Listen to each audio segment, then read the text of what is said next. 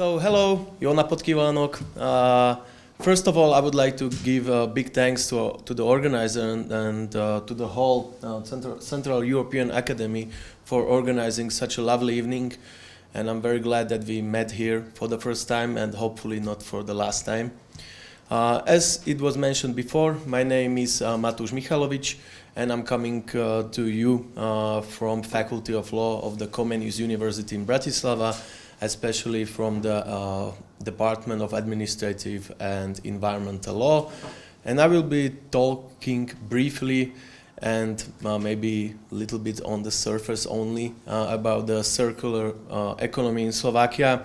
Especially I put the question in the topic which states, are Slovakia's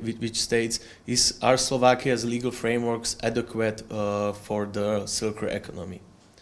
Simply put, they are not. But let me explain why I'm thinking about it. So basically, I would like to speak about a journey of Slovakia and our trying to achieve or actually switch from linear economy to the circular economy. I would like to focus briefly on the key legal frameworks facilitating the transition, and I will be speaking a little bit about achievements and challenges of Slovakia in this field.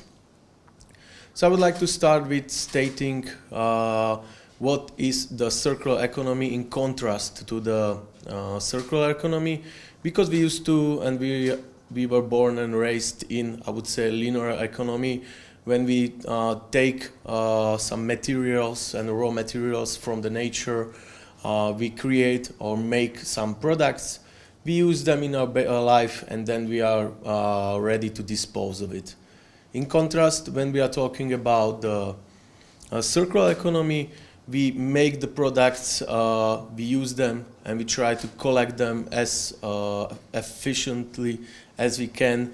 Then by recycling, for example, or reusing, we're trying to transform them and reuse them, and only then we use those recycled materials, if possible, to make new products.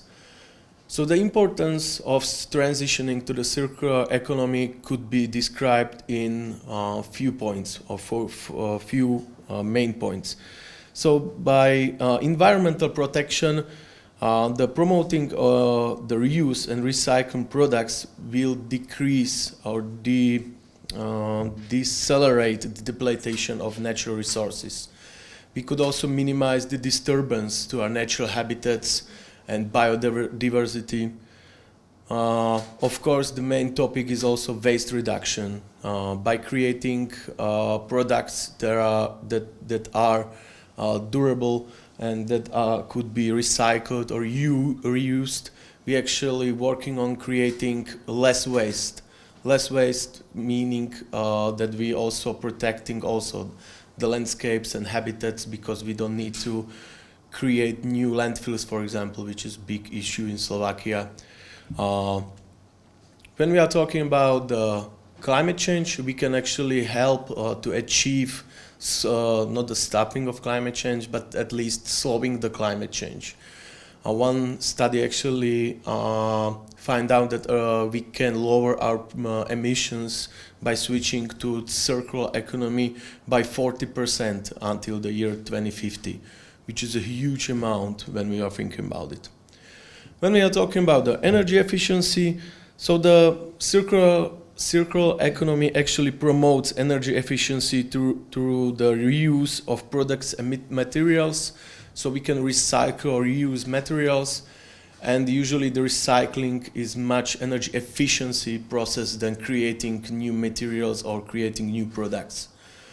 Of course, another benefit could be economic opportunities, which means the economic opportunities that circular economy could bring could be divided in different topics, different areas, but we can expect that we will be providing new opportunities and models for remanufacturing stuff, for recycling, for new technology, for new IT softwares, and all the related industries to it. resilience to supply chain disruption, so we can switch to and we can implement more diversification of sensitive products and sensitive materials, to be rather to say. But the most important and maybe the most beneficial in this area could be the long-term sustainability, which came by creating a more sustainable and resilient economy by promoting practices that can be sustainable or sustained over the long time period. A lot of people asking me like, why law? Why legal regulation? Or why we need legal regulation about these things? So there are also a couple of reasons why we see the importance that law needs to somehow regulate this transition. So the first reason is to ensure uniform standards.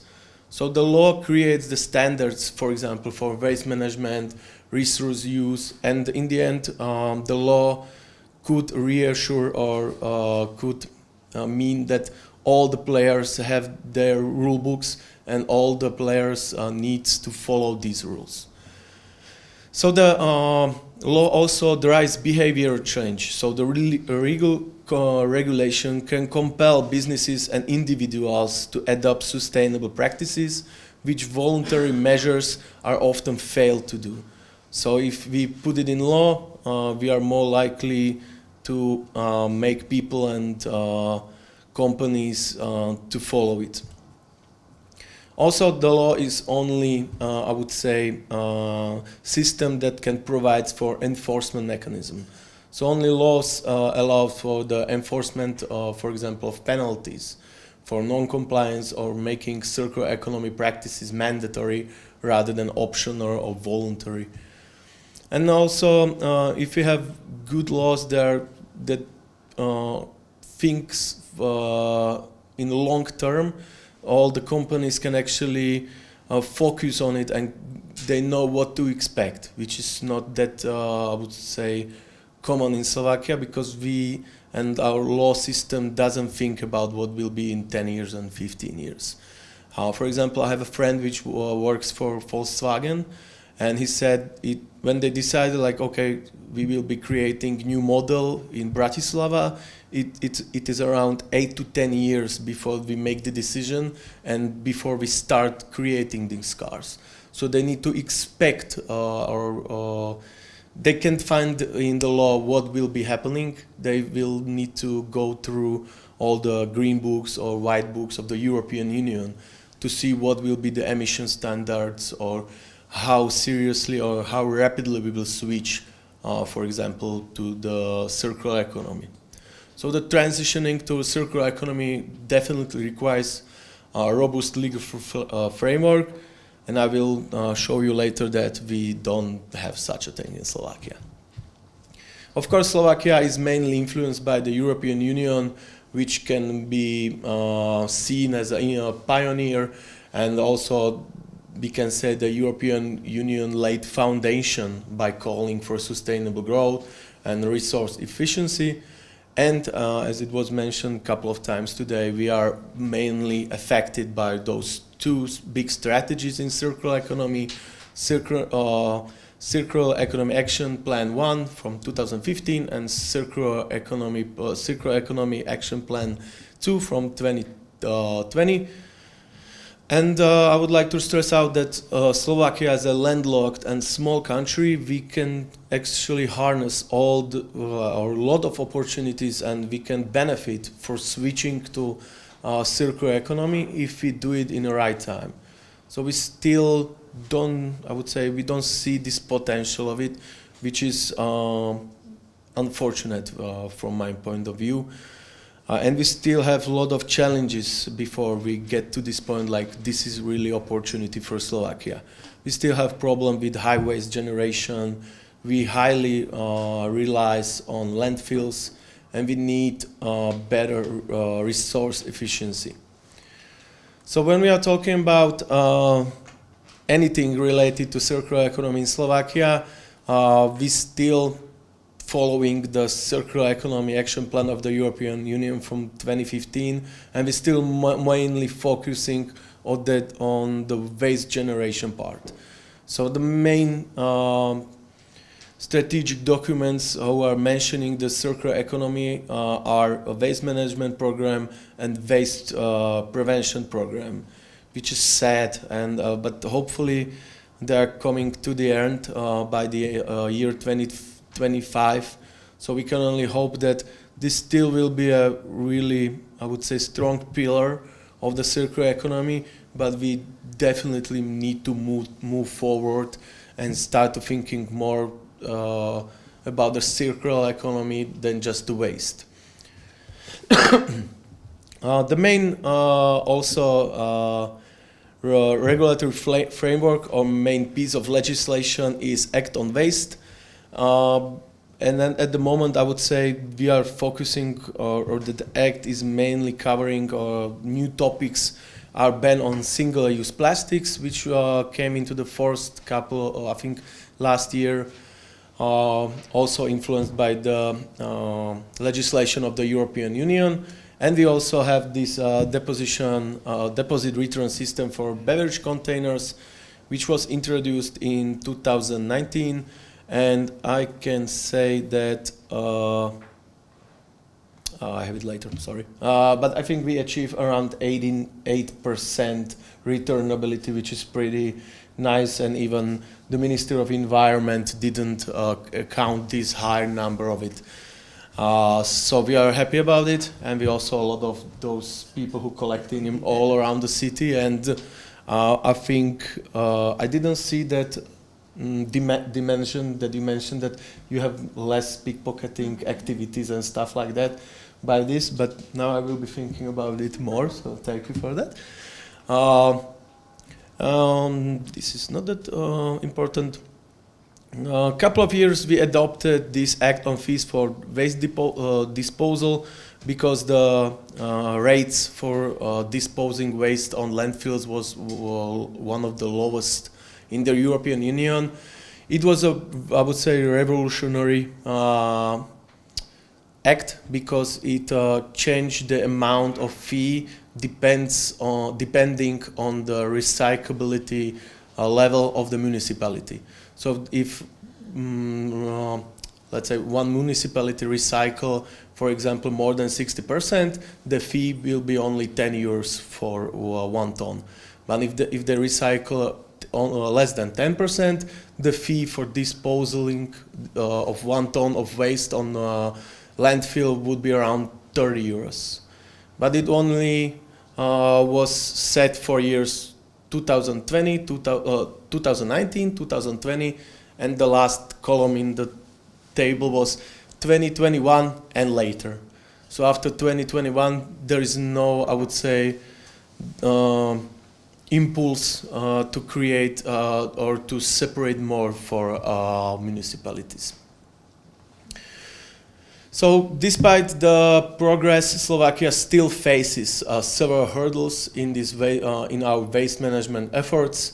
We have a lack of infrastructure for waste treatment. For example, from starting next year, all the communal waste need to go through mechanical biological waste treatment, and we are still lacking of these treatment facilities.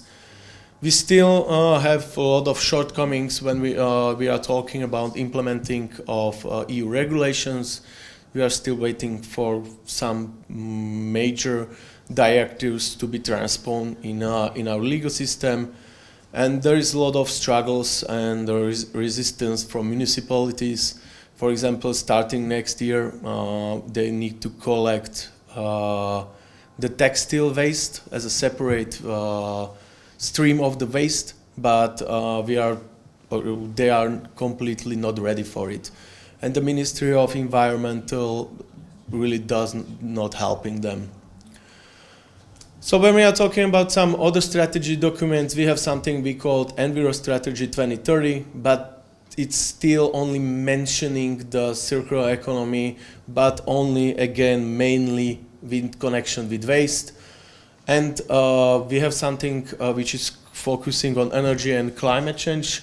We call it economic and low carbon development strategy. I believe all of your EU countries have to have something like this. But this this strategic document was developed little late, so before adoption of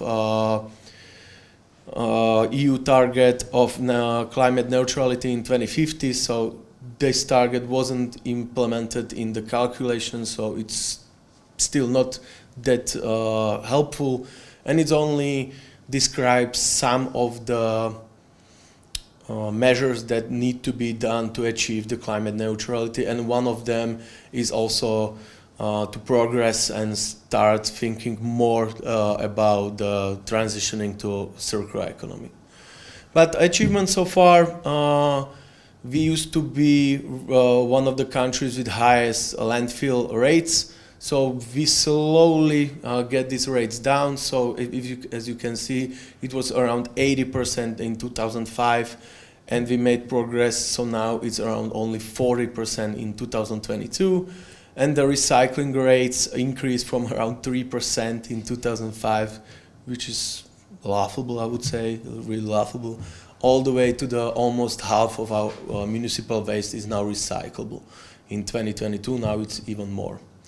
So these improvements, I would say, show that effectiveness of policies, but on the other hand, highlight also the work that needs to be done in Slovakia. So we have a lot of challenges ahead when we are talking about targets imposed by the European Union, especially in recycling and landfilling. So we need to improve our infrastructure when we are talking about waste management. And the main point of my paper and my presentation is that, as it was mentioned before, 24 out of 27 countries have some kind of the national circular economy strategy, but Slovakia is one of the 4 countries that we have nothing, and they are, as far as I know, don't preparing anything like that. So that's the biggest challenge and biggest shortcoming of the Slovak legislation at the moment. So we are not thinking in this way. We are not working on it as far as I know. So that would be also my biggest recommendation, to create something. We need really, and we need to, as soon as possible, to have something, some comprehensive circular economy strategy with a long-term vision, with a roadmap, and especially for our big players, for big manufacturers, so they know what can they expect in 5, 10, 15, 20 years in Slovakia. So we need to also include use of economic instruments to promote sustainable consumption, reforming the construction sector, and of course optimizing the food and bio-waste value chain. So we made some progress, but when we are comparing ourselves to another EU countries, we are still falling short. So the legal framework and the absence of the strategies are the biggest shortcomings of Slovakia, and we need some kind of long-term strategy, or it could be medium-term strategy, but we need something to start with. So I'd like to thank you for your attention. Thank you.